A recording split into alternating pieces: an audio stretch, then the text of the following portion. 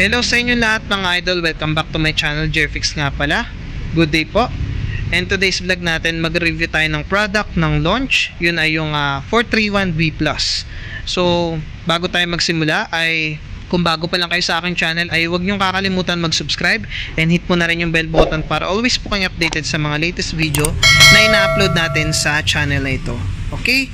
So, aalamin natin dito kung ano yung mga special function nito, ano yung mga reset, ilan, o paano gamitin. Okay? So, magsisimula na tayo at papakita ko na rin yung mismong box niya para nang sa ganun meron rin kayong konting idea. Alright, ito na yung kanyang box. Andito yung kanyang mga connector na mga OBD1, mga connector, mga sockets, mga wires.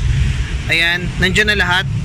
Sama-sama na yan. Kaya maraming mga sasakyan ang pupwede dito sa scanner na to. Kaya medyo mahal. Sa price naman, 65,000 yung nagastos ng may-ari dito.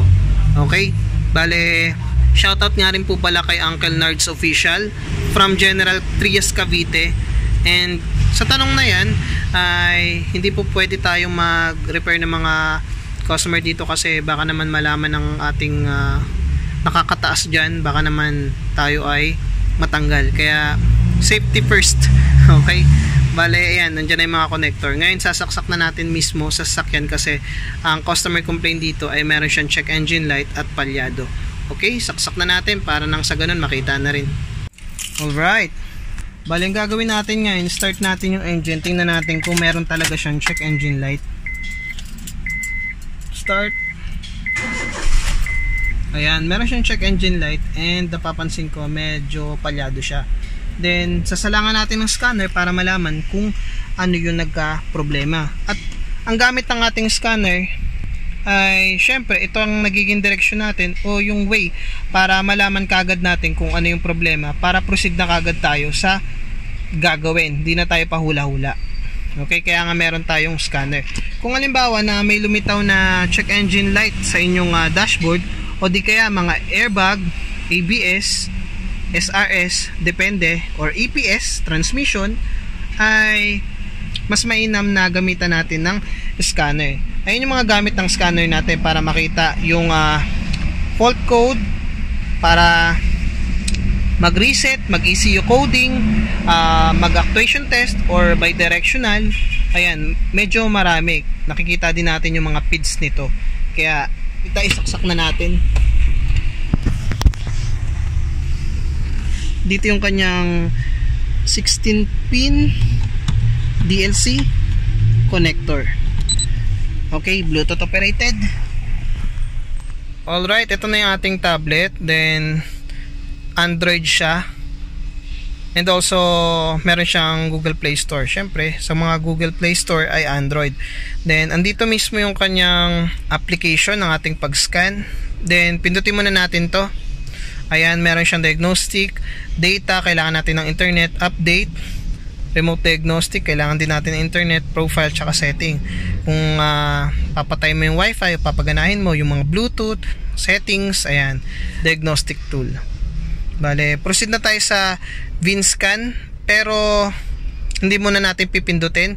Meron siyang automatic identification. Pag pinindot mo to, automatic makakapunta ka na mismo sa kanyang module or camera scan. Meron siyang enter VIN kapag halimbawa hindi kagad siya pumasok. Balik tayo. Then sa mismong setting ng Asia, meron siyang demo, meron siyang EOBD. Yung EOBD yan yung mga nakadalasan nating nakikita ng mga generic na scanner na nakikita natin yung emission test dyan sa mga catalytic, sa mga misfire test result. Ayan, bale dyan natin nakikita. Pero pindutin muna natin yung mga selected na car brands na kaya nito. Meron siyang American sa mga Ford, Cadillac. Sa European naman meron siyang mga BMW, Bugatti. Yan, dito sa Pilipinas, ito yung kadalasan natin ginagamit, mga Toyota, Mitsubishi. Ang kahinaan lang ng ating scanner ay kapag kami Isuzu yan, hindi kaagad siya nakakapasok. Medyo nahihirapan. Sa Isuzu, sa Hyundai, kailangan muna natin tong i-update. Then sunod natin dito yung Chinese, sa mga Cherry, andito lahat. Then andito yung kanyang reset function. 13 reset function ang meron dito. Dali, kapag halimbawa nagpalit ka ng battery or may tinanggal mo yung battery, meron siyang battery reset. Kapag nilinis mo yung throttle body, kailangan mo electronic throttle relearn, meron siya. Bali, meron siyang brake reset, oil reset, SAS, BAT, bleeding, throttle, TPMS, DPF regeneration, EFS reset, gear learn, IMO, injector, SUS reset. Okay? Ayan lahat ng reset function ng ating scanner. Pag pinindot natin sa history, ito yung makikita natin yung mga in-scan natin ng mga free views. Pwede nating ibalik kapag halimbawa na magpapascan ulit sila. Para sa mga customer yan o sa iba't ibang mga sasakyan na mga ginawa namin. Okay? Bale, pasok na tayo sa VinScan. Pwede nating automatic.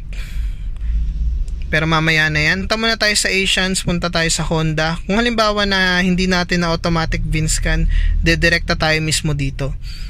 Lalagay natin yung year model, pangalan ng sasakyan, 16 pin sa mga latest model, 3 pin naman sa mga old, mga 90s.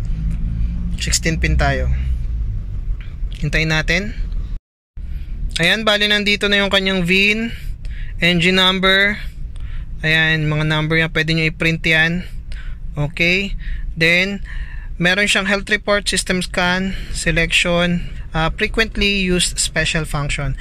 Bale, kapag ka nagpindot tayo ng health report, ay babasahin lahat ng mga available na control modules sa mga transmission, engine, SAS, airbags, kung mga equip. Then, sa system scan naman, ganun din yan. Parehas lang sa health report. Then sa system selection, pwede tayong dumirekta mismo sa engine. Kung halimbawa meron siyang check engine light, dedirekta tayo mismo sa PGM-FI. Papasok agad tayo mismo sa makina. Andyan lahat mga ACM, automatic transmission, SRS, pili na lang kayo para direkta na. Then meron siyang read, clear, ECM reset, read data, freeze frame, actuation, special function.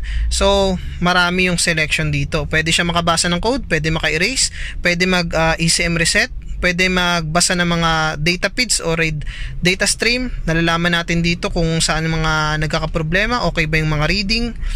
Dito naman sa read, freeze frame natin, ito yung snapshot ng mga data ng mga sensors nung umilaw yung check engine light. Dito naman yung actuation test, medyo bago dito sa ating scanner kasi sa mga chip scanner wala siyang bidirectional control or actuation test. Pindutin natin yung actuation test. Ayan. Bale, meron siyang VTEC solenoid, ETCS, AC clutch, fuel pump on, off, all injectors, one injector off. Ayan. Mahalaga to sa mga technician kasi nga kung halimbawa gusto nyo paganahin yung fuel pump, kahit naka-ignition on yan, magpapaprime yung ating pump. Yung injector naman, kapag halimbawa nagsi-cylinder drop test tayo, papalya, then pag hindi pumalya, misfire yung ating cylinder. Okay? Mahalaga ang bidirectional control para sa mga mekaniko. Okay? Pero sa mga DIYers, kahit hindi na siguro. Kasi medyo malalim yung bidirectional control, mga medyo mamahalin na scanner. Balik tayo. Meron siyang reset, freeze frame. Meron din siya. Bale, special function muna tayo kasi dito naman yan. Write VIN, replace ECM, throttle learning, readiness codes. Ayan, meron din siya. Sa mga hot functions. Punta tayo sa read fault code. Basahin natin kung ano yun. Ito. Number 1 cylinder coil. Number 2. Number 1 injector circuit. Number 1 injector circuit malfunction. So, ibig sabihin yung number 1 cylinder ay nagkakaroon ng misfire or dead cylinder. Bale, ang gagawin natin, kung gusto nyo malaman kung para saan yung code na yan, kung paano gawin, bale, pwede nyo i-search mismo. May search bar dito kung may internet kayo. Pwede nyo i-report. Then, meron siyang freeze frame pero kailangan muna natin lumabas kasi wala siyang selection dito. Okay? Bale, hindi ko muna di-delete yan. Bale, kung gusto nyo clear nyo muna. Kung halimbawa na i-clear muna tapos para siyang i-reset, pwede naman yon. Pero kapag bumalik yung check engine light, ayun, kailangan nyo nang gawin. Ganon yung ginagawa na iba. Then sunod naman natin dito yung data stream. Pwede nating i-manual, pwede nating auto-select, pwedeng lahat masiselect niya. Pero sa manual select muna tayo. Kunyari, gusto kong malaman yung battery kung ilang volts. Okay. Ayan, nakikita natin dito 14 volts. Then, pwede nating mapindot yung graph, pwede nating ma-record, pwede nating save data, pwede nating report. Pwede nating pindutin yung graph. Ayan, may graph siya. Pwede nating select yung value. Ayan. Then, pwede rin min-max. Pwede rin yun. Balik tayo. Then, dito naman yung freeze frame. Babasahin natin yung snapshot ng code na P021. Ayan. Alamin natin dito kung halimbawa saan ba nagka-problema. Ito yung mga feeds or data nung umilaw yung check engine. So, alamin lang natin dito kung nasaan yung nagkaka-problema. Pero dapat mag-arunong rin tayo magbasa dito kasi medyo alanganin eh. Okay? So, balik tayo dito. Then, ano pa ba? Pwede nating print. Okay? Ayan. Balik tayo dito. Pag health report naman, lahat ng merong module, babasahin niya. Okay? The engine is not running. The ignition should be on. But the engine should not be running. Okay? So, pagkakaintindi ko, kailangan nating ignition on lang. Ayan. Basahin natin lahat. Hintayin natin yung 2% hanggang sa maging 100. Basahin niya lahat ng meron. Yung automatic transmission, wala. ABS, binabasa pa niya. Ito na yung lumabas. Meron rin pala siya sa EPS o sa power steering niya. Bale, ito yung PGMFI, yung kanina na 4. Ito naman yung sa EPS natin. Pwede nating i-read yung fault code. Pwede natin i-erase. Pero ako, hindi ko muna i-erase kasi magda-diagnose pa ako nito. Okay?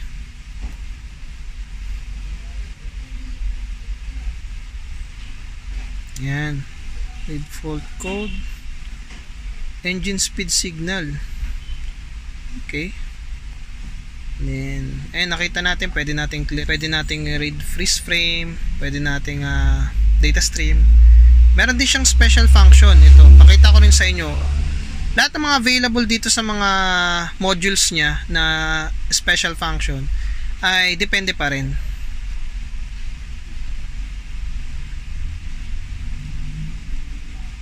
Yun, special function. Meron tayong torque sensor learn. Ayan, EPS steering angle sensor value clear.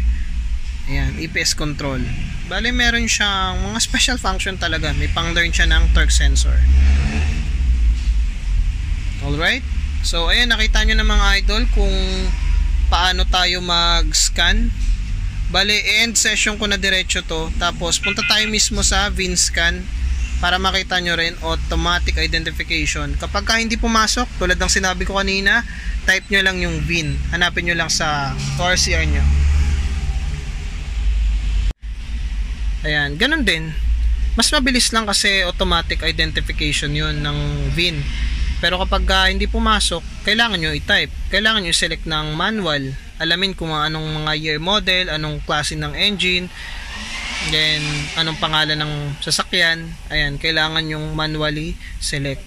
So yun lang mga idol. Bale, sana meron kayo natutunan sa video natin for today. And mag-scan pa kasi ako nito at magta-troubleshoot pa ako, kaya hanggang dito na lang aking video. Medyo mahaba na rin yan. Siguro naman sapat na yun para malaman nyo kung ano yung mga function nito, paano gamitin, at ano yung mga kayang gawin ng scanner na to. Unlike sa iba, kasi ang mga chip scanner na mamurahin, wala na mga bidirectional control, konting reset function, konting car brands ang kaya. Okay? Sa mga latest model, kayang mabasa hanggang mga 2019 to 2020, basta i-upgrade nyo lang. Okay? Thank you so much mga idol sa patuloy na pagsuporta ng aking channel at panonood ng video na to. Maraming salamat po. Sana marami kayo natutunan sa mga video na ginagawa natin sa channel na ito. Okay? Jerfix nga pala, nagpapasalamat. Paulit-ulit. Goodbye po.